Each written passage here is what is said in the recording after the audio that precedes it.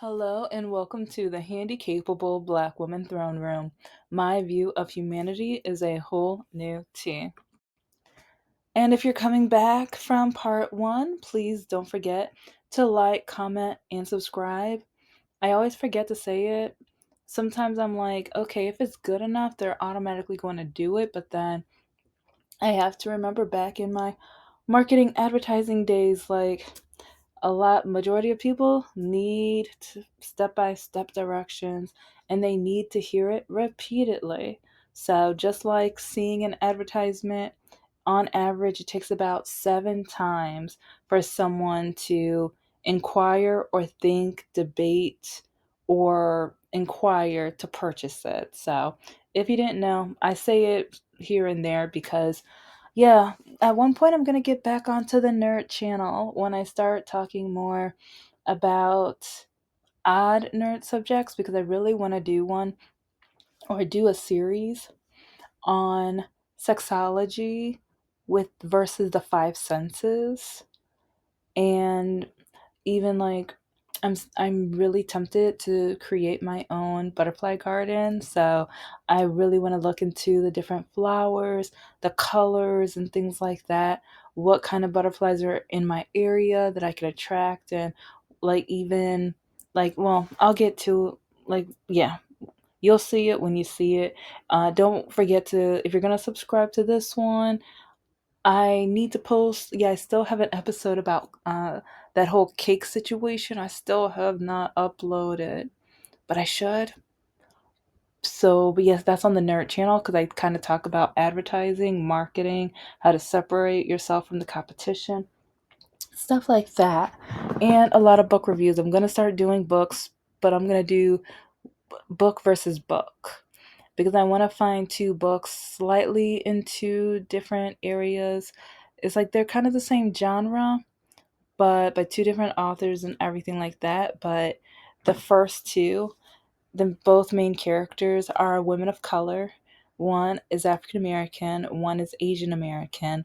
They are both going through divorces, but then they are both having to face a murder mystery, and also like the situations either with their ex-husbands, or the potential dating, and like maybe even kind of a love triangle and all types of other stuff. But gonna kind of like do a like, and if I was going to write a paper about the two of them, what would I say these books are saying, especially within the next millennial and things like that. And especially I think both characters would be millennial women, so like with that, like what does it say about the female like mystery solvers of today, stuff like that. So anyway, because I've even found with one of the books, there was a pattern with colors that I'm not sure they did on purpose. So some of the items I say are just guessing, but it's kind of like I'm putting in my hypothesis and things that I've noticed, patterns and things like that, and word usages. So but anyway, anyways, yes, I am full nerd, and that's why I will be like, I was trying to get this channel monetized and situated and get my novel published, and then be like, okay, now it's the nerds channel's turn. So yeah, I haven't done that. Yeah, yeah.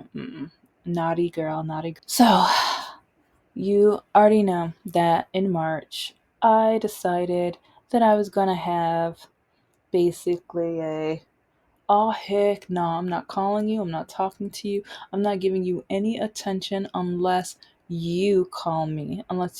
And even if he texted me, I was probably going to ignore it until he thought to call, because like over the 7 years of our relationship, he only called me when he needed something.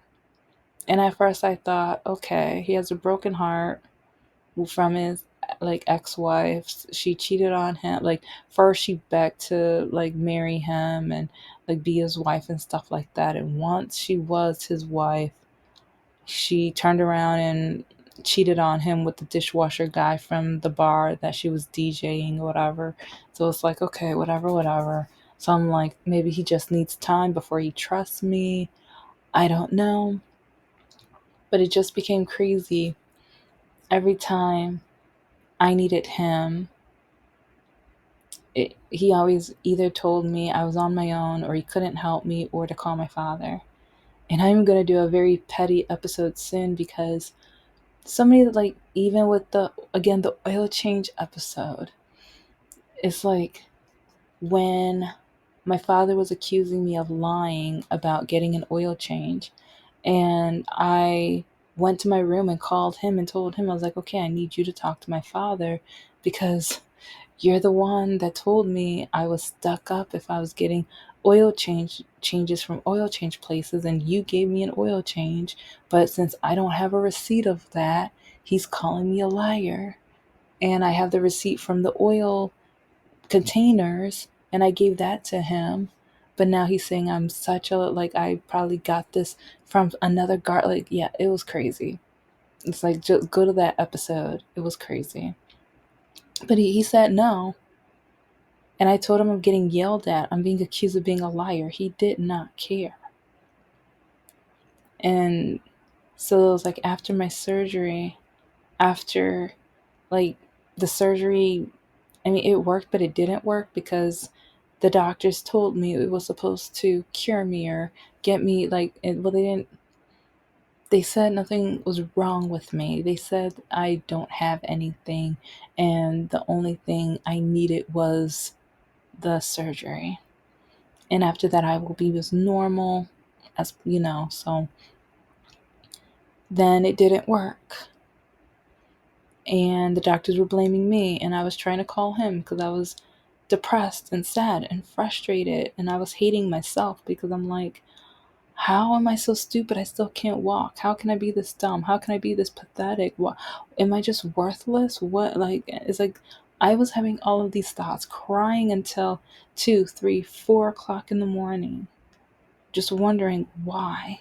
Why am I so stupid I can't walk right? And it's like, and then calling him almost every single day. And it's like, because technically every day, but there were some times where he didn't answer the phone call. And I was just like, because even before March, there were a few days where I was just like, you know what? I'm not trying, no, I'm not going to call him later. And his, his idiotic butt, like the next day, he's like, well, you didn't call me again. Well, it's called two-way. If you see I called you and then you're free, you have a phone. You know what button to press. When you call your mother, you know what button to press. When you call that young lady from California, who I know you probably, well, in my opinion, you probably slept with, and every time I was at the house and he decides to call her or she calls him, he needs to step out of the house. He cannot be in the same room with me when he talks to this lady. And when I broke up with him, who who used his COVID money to fly him and his daughters to California? He said this for his daddy, but I think it was from, yeah, let's just say I think it was more than that. Yeah, you know. I know him, you guys. Yeah, so, but yeah, every time she called him, he got up and left the room. But then whenever I had a friend who called, and even sometimes when it's like I wanted to put them on speaker, but he was playing his video games, just for being polite, I would step out of the room and ask, why are you leaving out the room? Yeah. Yeah. So it wasn't, yeah.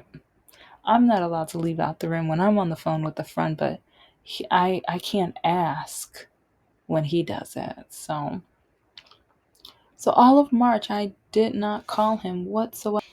And it wasn't until March 31st or April 1st that I texted him.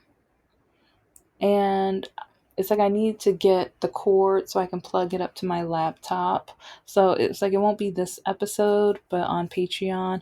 And it might be later on, like once I get the cord, I might put it on the YouTube as well, but it will be on Patreon, the evidence. But I remember texting him and I'm like, hey, are you okay? Are you good? Are you safe or whatever? It's like, I said something like that. And he was like, yeah, I'm fine. He was like, yeah, what's up? And I just remember being flat, like, get just silence. Because I remember it was text message. So it's like when I saw the response and I'm like, oh, so nothing's wrong with your phone.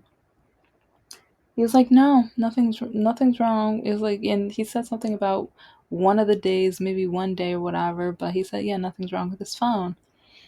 And I'm like, well, it's been 31 days and I haven't heard from you. So, but he was just like, oh, is there something you want to talk about? And I was like, no, no, I'm good. No. And he said something else too. But I just remember finishing it off with, no thanks. I got my fix. Yeah. Cuz part of me was just like, yeah, I know you're fine. I know you're okay. I have no need or bother to hear from you like right now. It's like you had all this you had a whole month to call me. A full month, 31 days too. It's one of the long months too. And you don't call me. Okay. Okay. Hmm. Interesting. And so April 1st, I decide, okay, round two. Because, oh yeah, and during, with March, I, like, while I was in bed, like, before and after my physical therapies, going to so many doctor's appointments, I started watching Divorce Court on my laptop, on my cell phone, and even like transferring the transmission from a laptop to the TV or whatever. And I just kept seeing different things that these men were doing that my ex was doing. And some of these same men kept bringing up that they were a real man and that it was a woman's job or a woman's obligation and they expect a woman to do this and that. But then they don't want the woman to either have a job or to have her own ideas or what, like, because that was an interesting episode. And if I can find it, I is, oh my gosh, but this is years ago.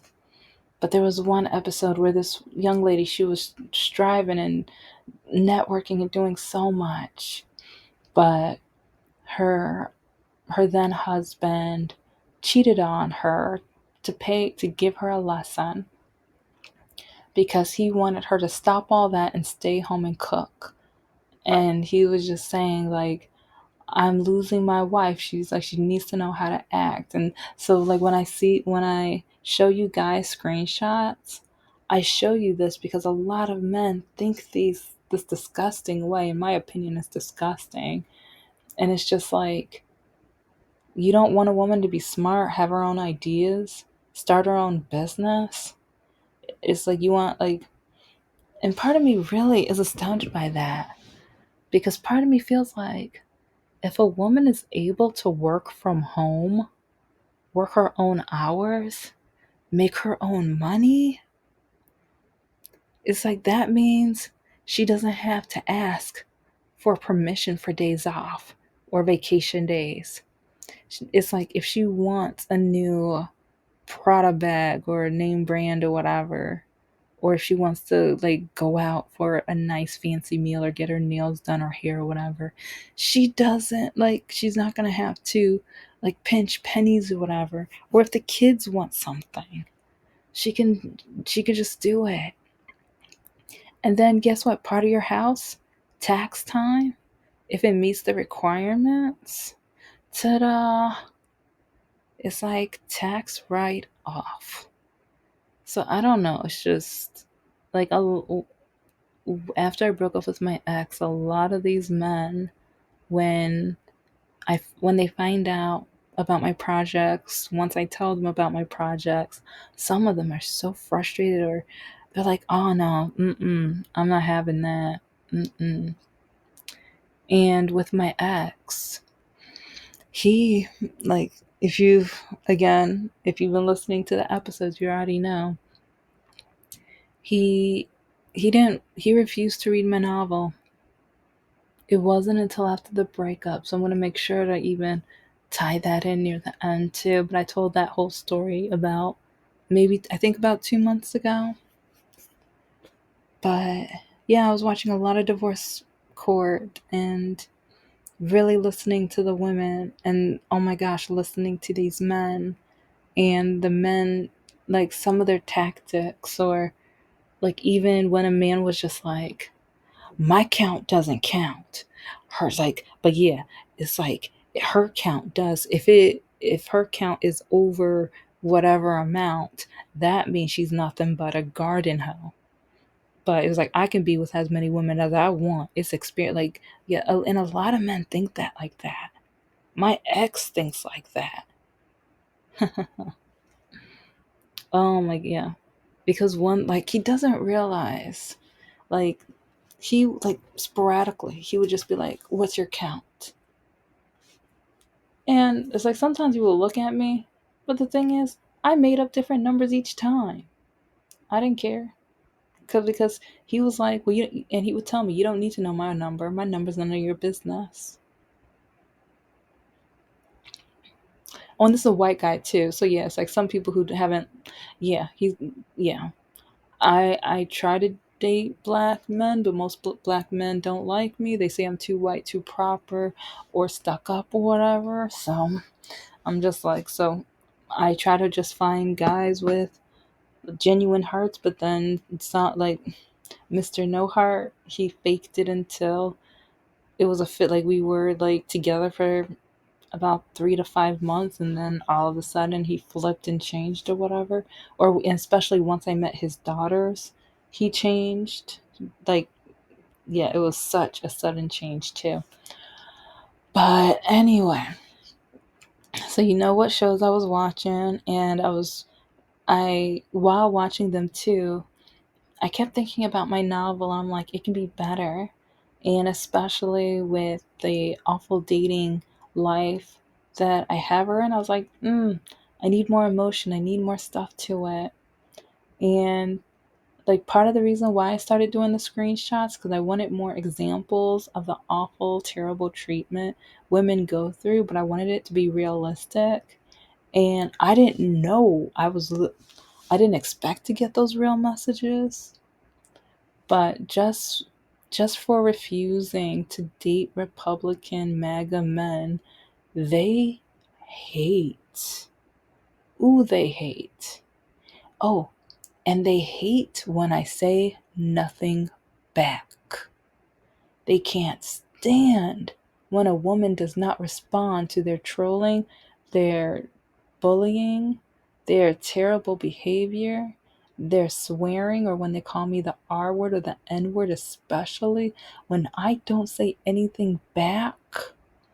That infuriates them. And some men, they write a whole, like, some men write 2 or 3 paragraphs, like a short essay, like they were in one of my college classes, but most of these men would never pass my classes. They would probably, after the first class, they would drop the class because they know they would not pass my class, marketing or advertising. Anyway, anyway. I was about, yes, like I remember like right after my surgery, I had 2 or 3 weeks before my college classes started too. And so I think I'm trying to remember how the semester lined up with him not talking to me or me ignoring him. But I remember there was the one class where the MAGA supporters, well, okay, I'll just say Orange Man supporters because they seemed really MAGA, but they all decided to wear their MAGA hats, and they sat in the front of the classroom right in front of me, and it was really like intimidating to the point where even the officer was like he gave me his number and was like, yeah, speed dial me if they ever do that mess again or whatever.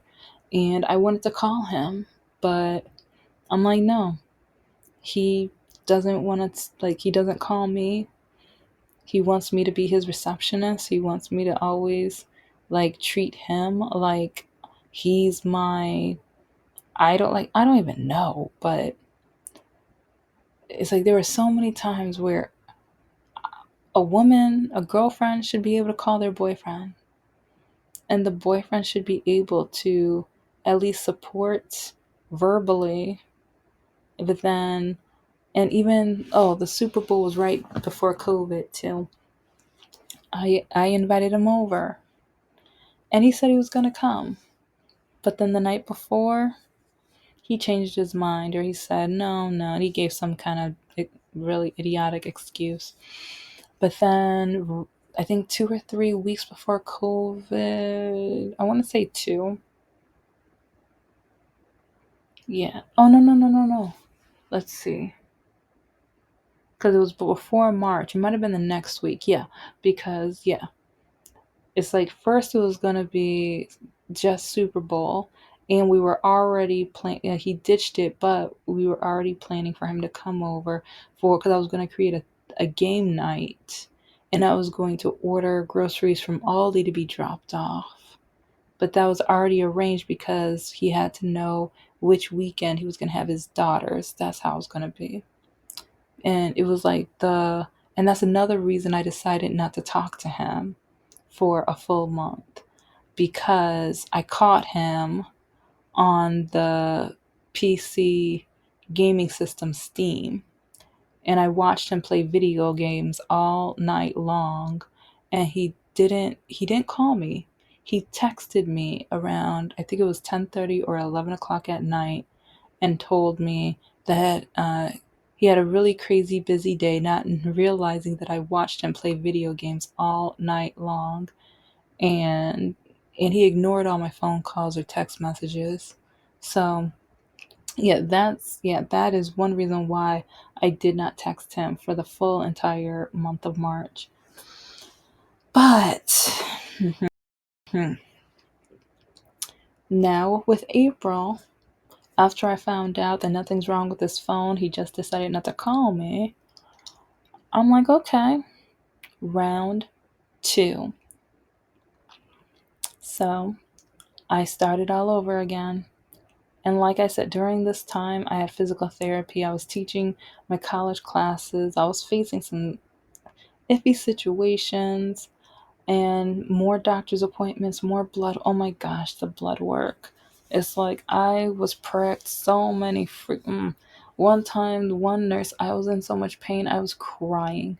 And my sister saw my reaction. Like, I remember she treated me, I think, to a smoothie or breakfast sandwich. Like, she got me something because she was just like, the way that woman was pricking me and all the vials that they had to collect that day, she was like, you need something. And I was like, thank you. And I think later that night she went to one of the stores and picked up gummy bears because like, no, you need gummy bears too. I'm like, yeah. It's like, how can you, like, this was one of the roughest testing days ever. But I couldn't, it was like no use of calling my ex. I thought about it for a second, but I'm just like, no. He wasn't there for me for the surgery.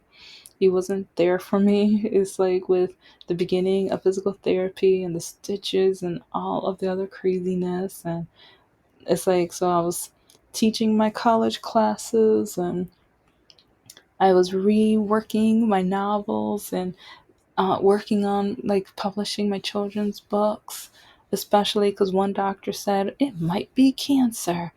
And I was like, oh, if it's cancer, I'm at least going to, before I die, I'm going to be an author. And so I broke all of the advertising, marketing, business rules, and I just put the book together. Or my illustrator finished the illustrations because I hired her. I saved up every, like, majority of my college or professor money went towards the illustrations and stuff. And then I put it together and I just put it online because I'm like, this way I am an author. And so that's one reason why I'm kind of starting over. Like, because, yeah, the books that you see up near the end of my episodes, yeah, I kind of just ignored everything because I'm like, okay, I don't know. I just need these up soon. And, but now that I am an author, self-published, but still an author, I'm going to slow down. Excuse me. Now I have the hiccups, but I'm going to slow down and start doing things the way that I know to do them with marketing and all the advertising and things like that. And I'm still gonna have to learn how to do networking virtually until, like, yeah, I'm in the process of working out and learning those steps. But yeah, I just remember April 2nd, it was just like, huh, let's go round two. But at the end of April, I didn't hear from him. I didn't hear from him. And so May, it's like watching more of the divorce courts and working on my novels and having more children's books idea and working a side job, which I was kind of thankful for because I felt like I had a little purpose. And like, so doing a lot of stuff in the room on like learning what all I can accomplish in bed, but then wishing jobs would realize that when I work, and I can work in bed, or I can at least work in the house or whatever and be reliable. But yeah, then they take away DEI, but that's a different subject for. Actually, I talked about that like the last 2 weeks, so catch up. But anyway, so April and May passed by. Still have not heard from him. So at this point, I'm like, I think we're single. And I'm not ready to mingle yet because, especially I keep thinking about what my mom used to tell me. As long as you walk like that, no one's ever going to want you, love you, or marry you. And especially at the age I was at or whatever, I'm like, who's going to want me now? And it's like, I have the education, but most men don't like smart women. A lot of men don't like independent women or women who are resourceful or other than, well, no, they want resourceful, but they think resourceful is doing the stuff that they don't want to do, cooking and cleaning and bending over when they say to. That's what resourceful is for a lot of men. I didn't say all, I said most, and if that hurt, that means I'm talking to you. So anyway. So April, May, June, all of those months passed by. So let's do it all together. March, did not hear from him until the last day when I texted him to check up on him. And he's fine. Nothing's wrong. So April, nothing. I'm going through pain and tests and physical therapy, MRIs, you name it. May, like the start of COVID and everything like that. June, absolutely nothing. July, I think it was the second week of July, because I'm pretty sure it was after 4th of July that I got a message from him. And the message was about the magic school bus. The magic school bus. I was just like, are you kidding me? Are you kidding me? And then, to finish it off, he had the nerve to tell me that we didn't call each other. We didn't contact each other. And that's when I had to slow him down. I'm like, no, boo-boo. No, boo-boo. You didn't contact me. I've called you for 7 years, almost every single day. And now, how many months have passed and you didn't think of me, consider me, think about me in any context of how is she doing, is she safe?